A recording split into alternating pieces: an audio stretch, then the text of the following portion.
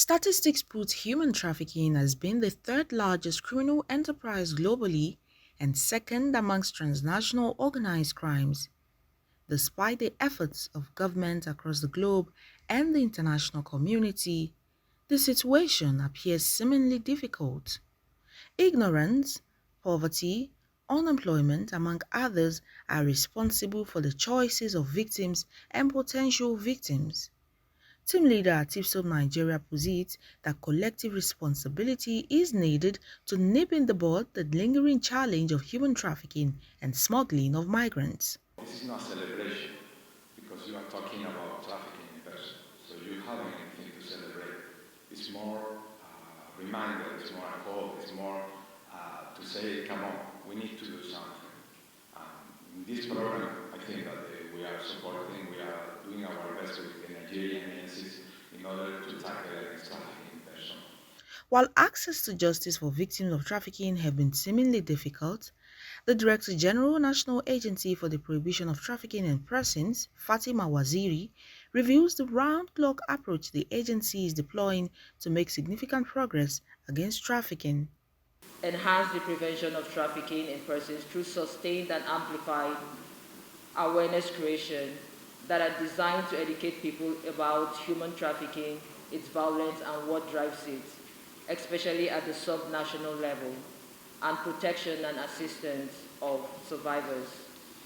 To strengthen our partnerships and enhance coordination, later this week we shall hold the Embassy License Stakeholders Meeting, which will progress as a quarterly meeting moving forward.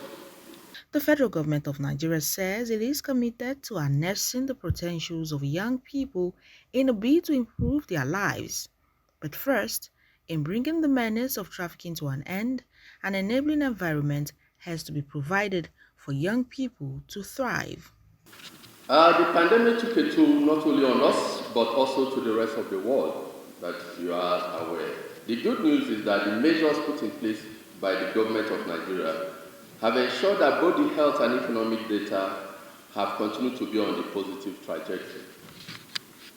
It will be recalled that the federal government of Nigeria ratified all the conventions on human trafficking, including the United Nations Convention against Transnational Organized Crime and its two related protocols in the year 2000, and the enactment of the Trafficking in Persons Prohibition Enforcement and Administration Act 2003 as amended in 2015.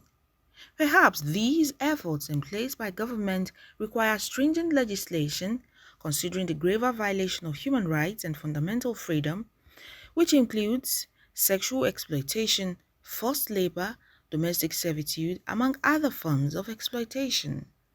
Human trafficking, which would often transit into death trap, is a crime that must be jointly fought, and efforts scaled using more sophisticated and strategic measures that are evidence-based. It is an issue which all as sundry must take part in, and it is hoped that the outcome of this gathering, if properly exploited, will further bolster efforts of all stakeholders in the fight against human trafficking and migrant smuggling for the good of the society. Oluwatobienito, Viable TV,